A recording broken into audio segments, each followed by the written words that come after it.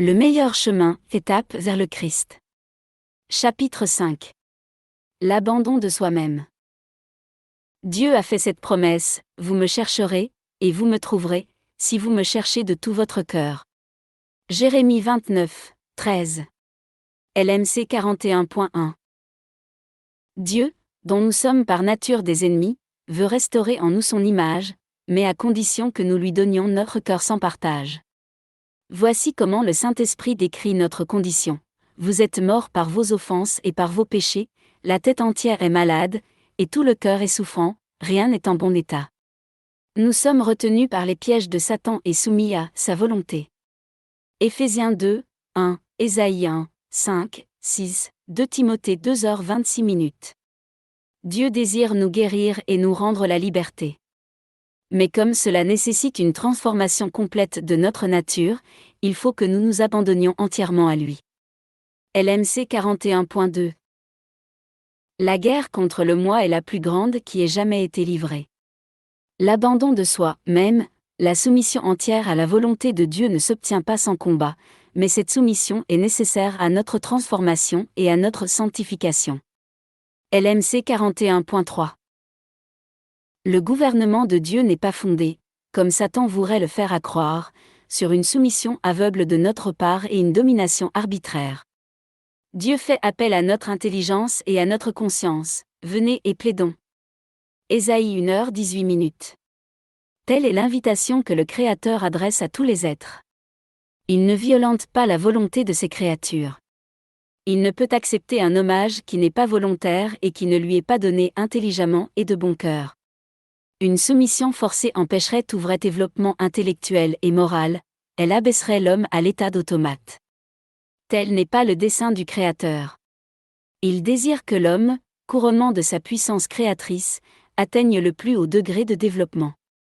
Il place devant nous la félicité à laquelle il veut que nous parvenions par sa grâce.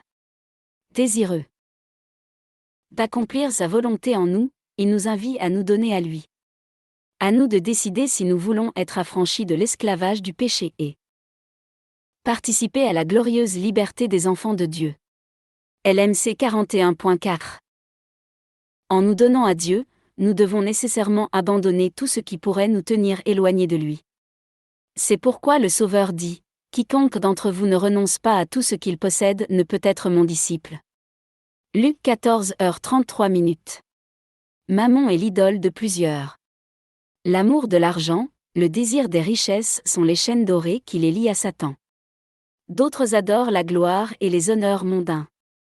D'autres encore se font une idole d'une vie d'aise, libre de toute responsabilité.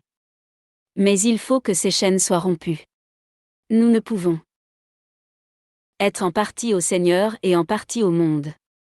Nous ne devenons les enfants de Dieu que dès le moment où nous le sommes sans réserve. LMC 42.1. Il est des personnes professant servir Dieu qui comptent exclusivement sur leur force pour obéir à sa loi, pour se corriger de leurs défauts et s'assurer le salut.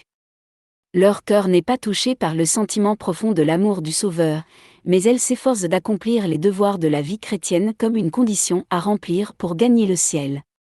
Une telle religion ne vaut absolument rien. Quand Jésus-Christ demeure dans un cœur, celui-ci est tellement rempli de son amour et de la joie de sa communion qu'il se cramponne à lui. Dans la contemplation du Sauveur, le moi est oublié. Son amour devient le grand mobile de toutes les actions. Ceux qui ont compris l'amour de Dieu ne se demandent pas quel service minimum ils peuvent lui rendre sans être rejetés. Ils ne visent pas au plus bas degré de la vie chrétienne, mais ils s'efforcent de se conformer parfaitement à la volonté de leur Rédempteur. Ils abandonnent tout, et ils manifestent dans la recherche des choses éternelles un intérêt et une ardeur proportionnés à la valeur de l'objet de leur recherche. Un christianisme dépourvu de cet amour profond n'est qu'un verbiage creux, un vain formalisme, une corvée. LMC 42.2. Avez-vous le sentiment que c'est un sacrifice trop grand de tout céder au Seigneur? Vous demandez-vous, qu'est-ce que Jésus a fait pour moi? Le Fils de Dieu a tout donné pour notre rédemption, sa vie, son amour, ses souffrances. Serait-il possible que nous, les indignes objets d'un si grand amour, nous lui marchandions nos cœurs?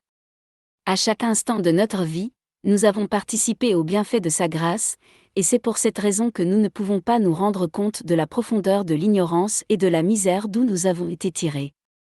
Pouvons-nous porter nos regards sur celui qui a été percé par nos péchés et dédaigner ce grand amour, ce grand sacrifice?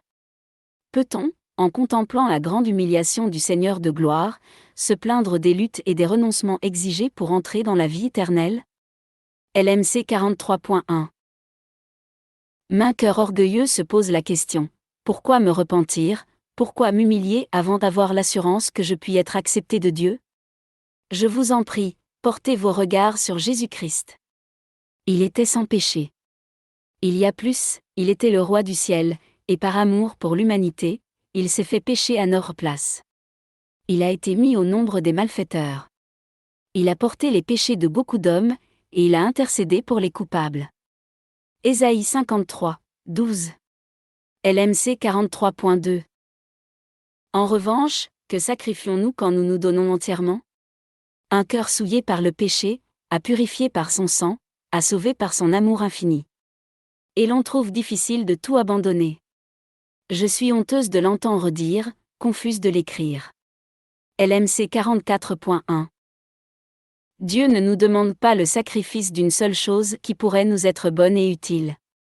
Dans tout ce qu'il fait, il n'a en vue que les intérêts de ses enfants. Il tient en réserve pour eux des biens infiniment supérieurs à ceux qu'ils poursuivent.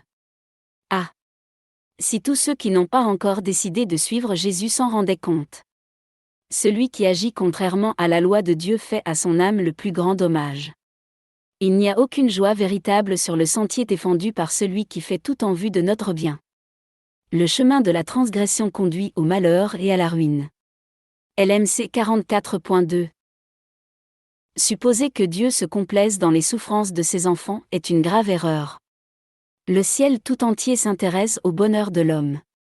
Notre Père céleste ne prive de la joie aucune de ses créatures.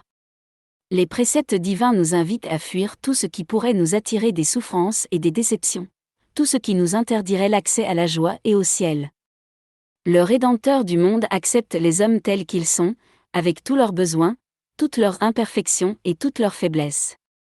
Il veut non seulement les purifier du péché et leur accorder la rédemption par son sang, mais encore répondre aux soupirs de tous ceux qui consentent à se charger de son joug et à porter son fardeau. Il cherche à communiquer la paix et la sérénité à tous ceux qui viennent à lui pour recevoir le pain de vie. Il attend de nous l'accomplissement de devoirs qui nous conduiront à une félicité supérieure, à laquelle le rebelle ne pourra jamais atteindre. La vie réelle est joyeuse de l'âme, c'est de posséder Jésus-Christ, l'espérance de la gloire. LMC 44.3. Beaucoup de personnes se demandent comment faire pour s'abandonner à Dieu. Vous désirez vous donner à lui, mais vous êtes faible moralement, esclave du doute et sous l'empire des habitudes de votre vie de péché. Vos promesses et vos résolutions sont comme des toiles d'araignée. Vous ne pouvez dominer vos pensées, vos impulsions, vos affections. Le souvenir de vos promesses non tenues et des engagements auxquels vous avez failli affaiblit votre confiance en votre propre sincérité, et crée en vous le sentiment que Dieu ne peut vous accepter. Mais vous n'avez pas lieu de désespérer. Ce dont vous avez besoin, c'est de connaître la véritable puissance de la volonté. Le moteur de la personnalité humaine, c'est la faculté de décider, de choisir. Tout dépend de la volonté. Dieu nous a accordé le pouvoir de choisir, à nous de l'exercer. Vous ne pouvez changer votre cœur, vous ne pouvez, de vous-même, donner à Dieu vos affections, mais vous pouvez décider de le servir. Vous pouvez lui donner votre volonté, et alors il produira en vous le vouloir et le faire selon son bon plaisir. Ainsi tout votre être sera placé sous l'action puissante de l'Esprit du Christ, vos affections seront concentrées sur lui, vos pensées seront en harmonie avec les siennes.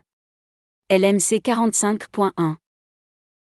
Désirer la bonté et la sainteté, c'est bien, mais si vous vous en tenez là, cela ne vous servira de rien. Plusieurs seront perdus qui auront espéré devenir chrétiens et désiré l'être. Ce sont ceux qui ne parviennent pas à soumettre entièrement leur volonté à Dieu et qui ne prennent pas la décision d'être chrétiens. LMC 45.2. Par l'emploi judicieux de la volonté, un changement complet peut s'opérer dans votre vie. En soumettant votre volonté à Jésus-Christ, vous vous unissez à une force qui est supérieure à toutes les principautés et à toutes les puissances. La force d'en haut vous sera communiquée pour vous rendre inébranlable, et ainsi, en vous remettant constamment entre les mains de Dieu, vous serez mis à même de vivre la vie nouvelle, à savoir la vie de la foi. LMC 46.1